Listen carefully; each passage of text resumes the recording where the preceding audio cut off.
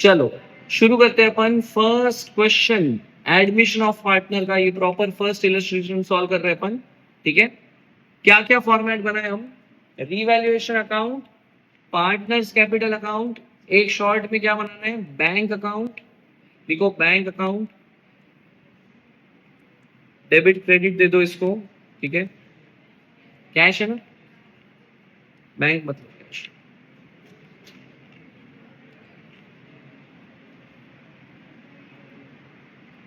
Particulars,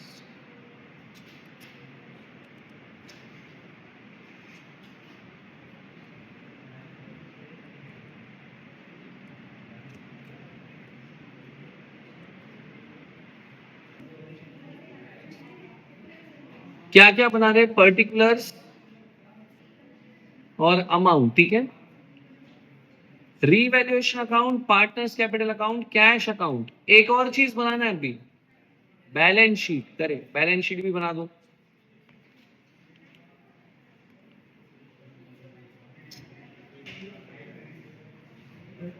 कौन से date की बैलेंस शीट है वो भी बताओ मुझे।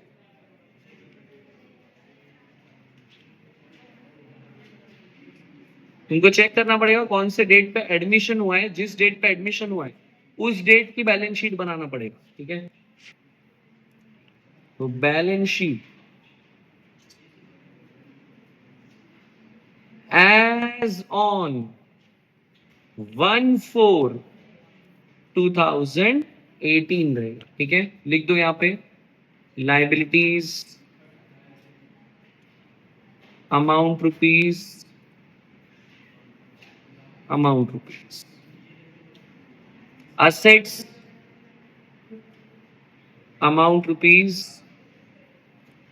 Amount rupees. ठीक है, अब हमारे पास चारों फॉर्मेट रेडी है। Revaluation account, partners capital account, cash account, balance sheet. और इस क्वेश्चन में जर्नल भी पूछा है, जर्नल हम अलग से बनाए। ठीक है, क्वेश्चन के अंदर एक्चुअल में बोल रहे हैं जर्नल, बट जर्नल बना ही नहीं सकते जब तक तुम रीवैल्यूएशन और पार्टनर्स कैपिटल प्रॉपरली नहीं बनाते। तो इसको शुरू करते हैं अपन। हमारे स्टेप्स फिक्स है। स्टेप्स हमने क्या देखा है, फर्स्ट स्टेप होता है ओल्ड बैलेंसेस। ठीक है, तो ओल्ड बैलेंसेस लिखते आ जाओ। सबसे पहले पार्टनर्स कैपिटल का ओल्ड बैलेंस चेक करो। पार्टनर्स सुजाता और पूर्णिमा का 1 लाख और 1,40,000 लिख दो पार्टनर्स कैपिटल में। By balance brought down, Sujata के केस में 1 लाख रुपए एंड पूर्णिमा के केस में 40 है क्या, 1,40,000 रुपए। ठीक है, अपर्णा का ओपनिंग बैलेंस 0 रहेगा, उसका कोई भी बैलेंस नहीं स्टार्टिंग। ठीक है, अच्छा और एक बैलेंस हमको देखना है। इस बार हमने कैश अकाउंट भी बनाया है। कैश अकाउंट पे स्टार्टिंग में बैलेंस दिख रहा है मुझे, कितना है बोलो, 80,000 लिख देते हैं। कैश का बैलेंस डेबिट पे होता है 2, बैलेंस ब्रॉट डाउन 80,000 रुपीज। ये कैश का बैलेंस मिल गया मुझे। ठीक है, ये दो चीजों का बैलेंस मेल है और हमारा फर्स्ट स्टेप भी यही होता है कि इन दोनों का बैलेंस लिखो। ठीक है, तो पार्टनर्स कैपिटल का बैलेंस क्रेडिट साइड पे और कैश का बैलेंस डेबिट साइड पे आ जाए। क्लियर क्या? ठीक है,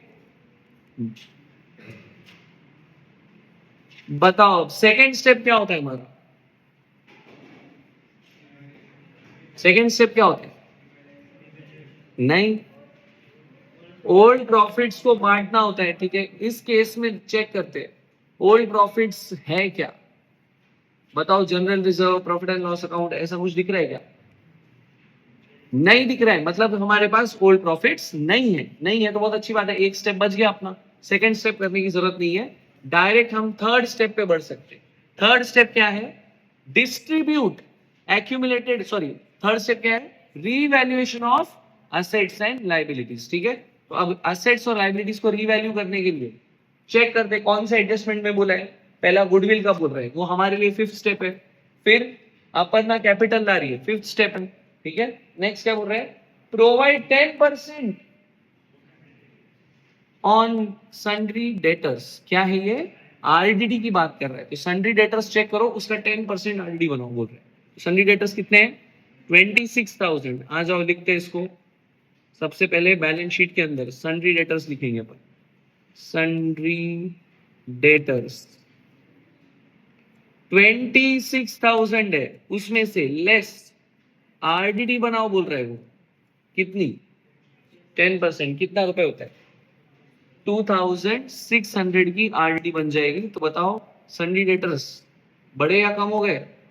लिखो 23,400 के ही सन्ड्री डेटर्स बच रहे। अब मुझे ये बताओ, डेटर्स नाम का असेट तुम्हारा कम हुआ है, ये फायदे की बात है या नुकसान की बात है? नुकसान है, तो रिवैल्यूएशन में क्या करोगे? उसको डेबिट करेंगे टू आरडीडी।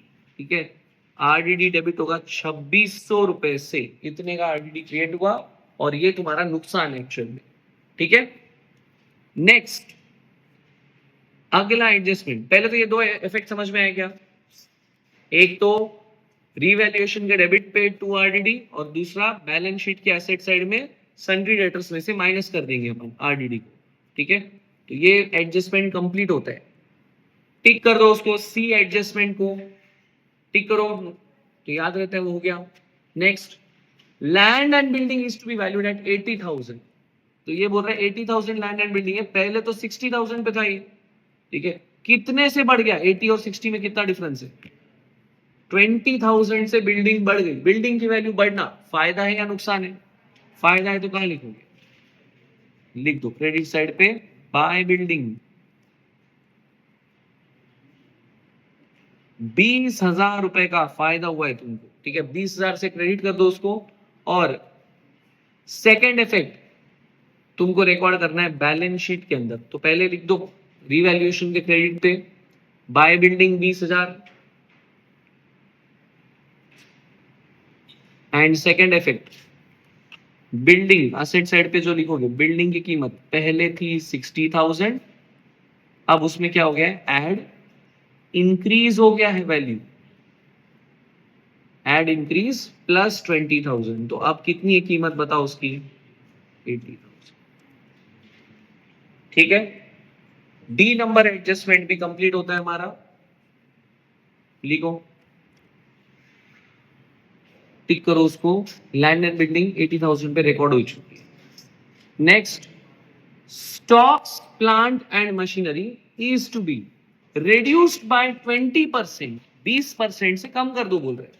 ठीक है, तो स्टॉक की वैल्यू क्या है पहले लिख लेते हैं अपन। लिखो, हाँ लिख लो यहाँ पे, स्टॉक 40,000 है, इसमें लेस डिक्रीज कितने से करना है? 20%। बताओ 40,000 20%, 8,000 रुपए से इसकी कीमत कम हो चुकी है, मतलब स्टॉक की वैल्यू अब बचती है 32,000 रुपए। और बताओ स्टॉक की कीमत कम होना यानी असेट कम होना फायदा है या नुकसान है? नुकसान है, तो क्या करोगे? इसको डेबिट कर दोगे। ठीक है, टू स्टॉक 8,000। ठीक है, सिर्फ स्टॉक को ही नहीं, क्या बोला उसने? प्लांट एंड मशीनरी को भी 20% से कम कर दो बोल रहे। ठीक है, तो यहां देखते हैं अपन, प्लांट एंड मशीनरी की पहले कीमत कितनी थी? 70,000। आ जाओ लिखते उसको, प्लांट एंड मशीनरी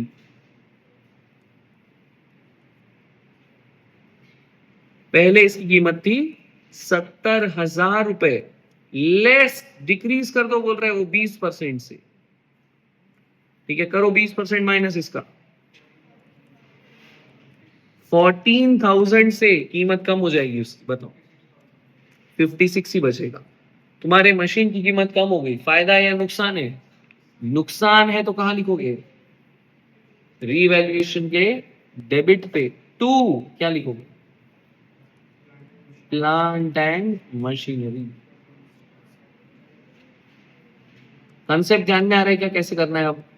ठीक है, 14,000 से वैल्यू कम हो गई, नुकसान है, तो डेबिट कर दिया हमने इसको रीवैल्यूएशन अकाउंट में। आया क्या ध्यान में? ठीक है, तो ये मेरा ई वाला एडजस्टमेंट भी खत्म होता है। ठीक है, कोई ऐसी चीजें हैं क्या अभी जिसमें कोई चेंज ही नहीं हो रहा है? फर्नीचर में कुछ चेंज हुआ क्या? और क्रेडिटर्स में भी कोई चेंज नहीं हुआ और बिल्स पेबल में भी कोई चेंज नहीं हुआ। कैश में तो चेंज होने वाला है और कैपिटल में भी चेंज होने वाला है। ठीक है, तो ये जो बचे वाली चीज है वो एज इट इज लिख लो। फर्नीचर में कोई चेंज नहीं है, लिख लो उसको फिर, फर्नीचर एज इट इज 24,000।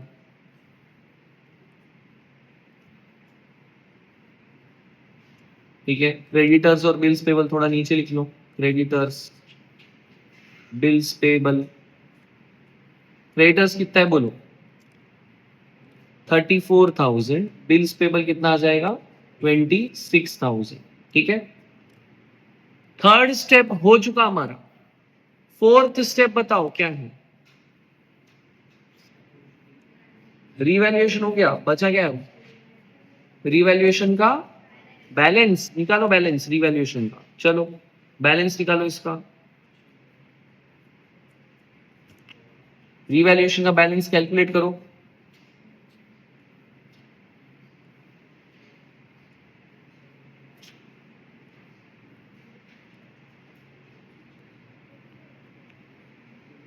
क्या ऐसा हो रहा है कि डेबिट साइड ज्यादा निकल रहा है और क्रेडिट साइड कम हो रहा है? यस, ऐसी सिचुएशन को हम क्या बोलते हैं? लॉस है ये। हमने क्या देखा है? डेबिट बैलेंस निकला तो रीवैल्यूएशन लॉस हो जाएगा इस केस में। ठीक है, आ जाओ रीवैल्यूएशन लॉस रिकॉर्ड करते हैं। ठीक है, 14,000 प्लस 8,000 प्लस 2,600 इज 24,600 हो रही है। कॉपी पेस्ट कर लेंगे 24,600 और बैलेंसिंग फिगर आएगा 4,600। यहां लिखेंगे बाय पार्टनर्स कैपिटल अकाउंट।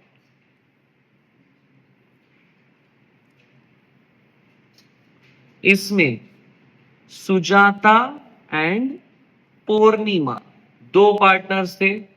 कैसे शेयर कर रहे थे वो प्रॉफिट्स लॉसेस? दिया है कि नहीं दिया है? क्लियर कट दिया है वहां पे। Who share the profits equally. ठीक है, 1:1 में बांट दो। क्या आ रहा है? 2,300 2,300। रीवैल्यूएशन के क्रेडिट पे बाय पार्टनर्स कैपिटल है, तो पार्टनर्स कैपिटल के डेबिट पे क्या जाएगा? To revaluation. सुजाता के 2300, पूर्णिमा के 2300। अपर्णा को कोई लॉस का शेयर नहीं मिलेगा इस केस में। अपर्णा तो न्यू पार्टनर है। ठीक है,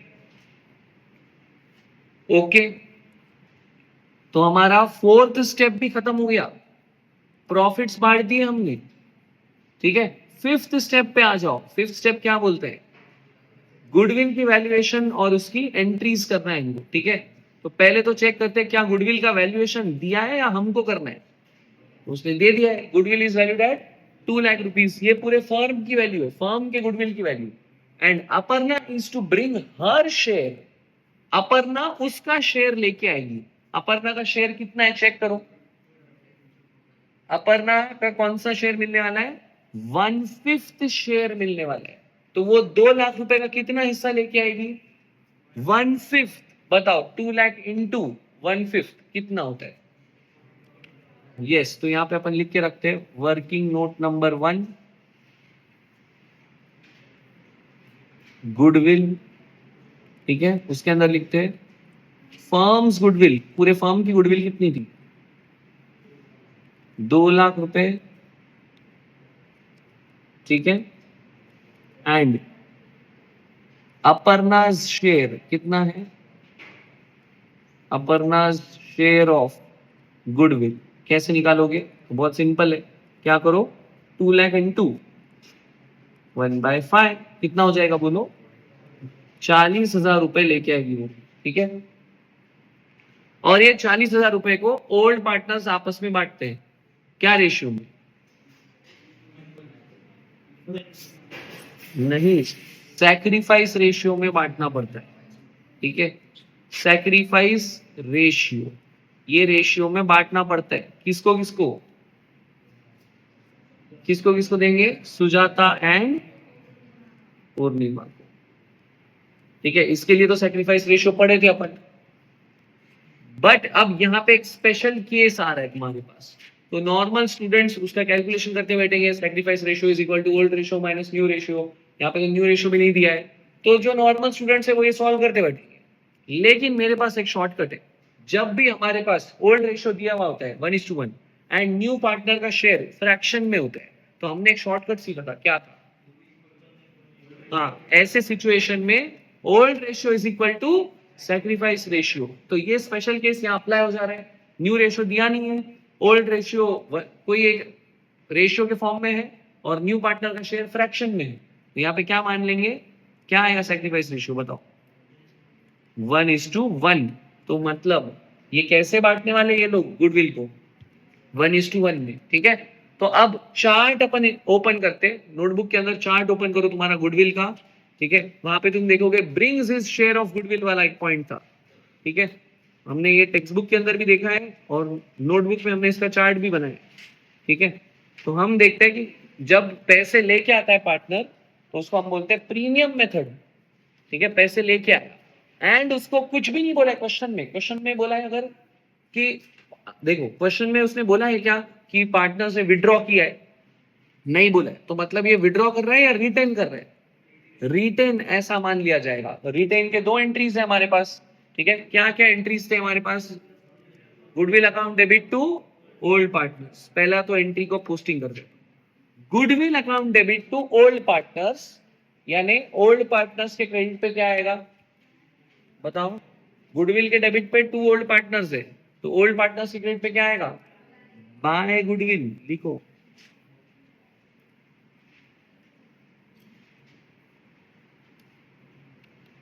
बाय गुडविल सुजाता एंड पूर्णिमा, 40,000 रुपए को कैसे कैसे बांटोगे इसमें? सैक्रिफाइस रेशियो में, which is 1:1 in this case, ठीक है। यहाँ पे मिल गया सेम, मतलब जरूरी नहीं होता कि अगले केस में भी सेम होगा, पर यहाँ पे तो 20,000 आ जाएगा, ठीक है। फर्स्ट एंट्री होगी goodwill account debit to old partners, यानी ओल्ड पार्टनर्स के क्रेडिट पे by goodwill. And second entry क्या होती है? Cash account debit to goodwill account, cash के डेबिट पे लेना पड़ेगा टू गुडविल। 40,000 रुपीज। समझा क्या क्या कर रहे हैं अपन, ठीक है। तो गुडविल डेबिट क्रेडिट होके कैंसिल हो चुकी है और बैलेंस शीट पे नहीं दिखेगी। एएस में भी तो यही तो बोल रहे हैं कि एएस के हिसाब से गुडविल को बैलेंस शीट में मत दिखाओ, तो हमने एक जगह पे डेबिट कर दिया, एक जगह पे क्रेडिट कर दिया, गुडविल को बुक से हटा दिया, ठीक है। तो गुडविल का एडजस्टमेंट खत्म, इतना ही था उसमें, ठीक है। अब लास्ट क्या बचता है? गुडविल भी हो गया हमारा, तो गुडविल के बाद क्या बचता है? सिर्फ कैपिटल। न्यू पार्टनर का कैपिटल कितना है चेक कर लो। न्यू पार्टनर का कैपिटल कितना आने वाला है देखो, 1 लाख रुपीज लेके आ रही है अपर्णा, ठीक है। तो लेके आ जाओ, यहाँ पे क्या एंट्री होती है? न्यू पार्टनर पैसे लाता है तो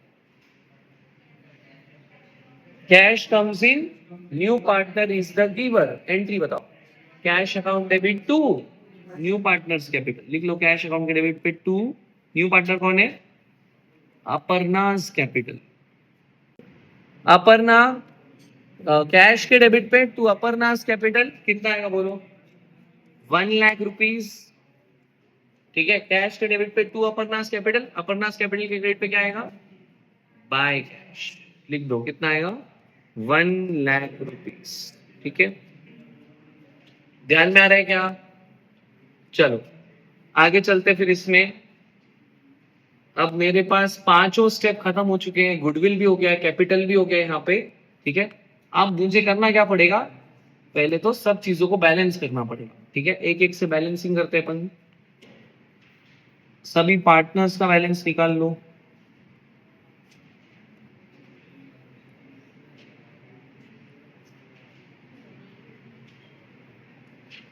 ठीक है। Start with Aparna, 1 lakh rupees है उसका।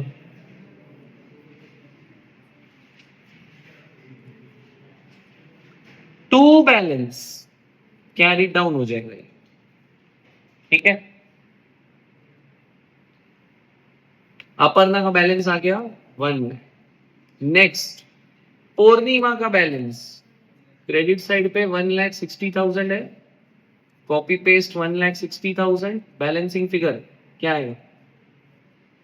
157, 700 आ रहा है, देखो माइनस करके, है क्या? सुजाता का क्रेडिट साइड 1,20,000 दिख रहा है, कॉपी पेस्ट 1,20,000, ठीक है। तो यहाँ पे 2,300 इसमें से माइनस करना है तुमको, तो क्या आएगा देखो, 1,17,700, ये बैलेंसिंग फिगर आ जाएगा इसका, ठीक है। तो इन तीनों का नंबर लिख दो, एक 17,700, एक 57,700 और 1,00,000, यहाँ पे आ जाएगा। कैपिटल में लिखो सुजाता, डायरेक्ट तुम बाहर भी लिखना चाहो तो लिख सकते हो, ठीक है, तुम्हारे ऊपर है। हम जनरली क्या लिखते हैं, 1,17,700, पूर्णिमा 1,57,700 और अपर्णा क्या लिखो, 1,00,000 रुपए, ठीक है। टोटल करो क्या आता है बताओ।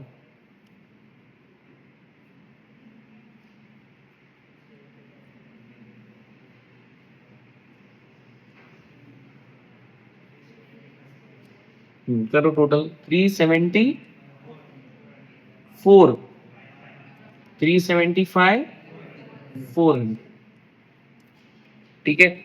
ये टोटल कैपिटल आ गया। कैपिटल क्लोज होने के बाद एक और चीज क्लोज करने की बची है, कैश। कैश का भी बैलेंस निकाल दो, कितना आ रहा है देखो, 2,20,000 कैश आ रहा है। इसको लिखते हैं बाय बैलेंस कैरी डाउन, ठीक है।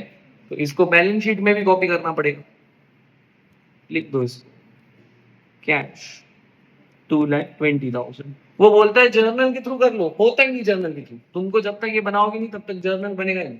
बस अब दोनों साइड की टोटल्स करने हैं तुमको और फाइनलाइज करना है इसका आंसर।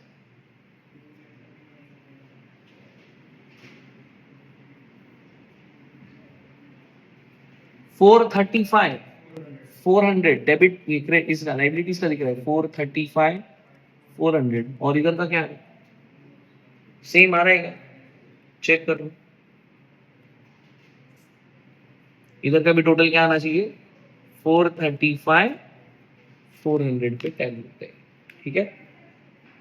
आ रहा है सबका देखें, ठीक है। इस तरीके से अपन एडमिशन के क्वेश्चन सॉल्व करते हैं। चलो आज के लिए अपन इतना ही करेंगे, बचे वाला कल देखेंगे।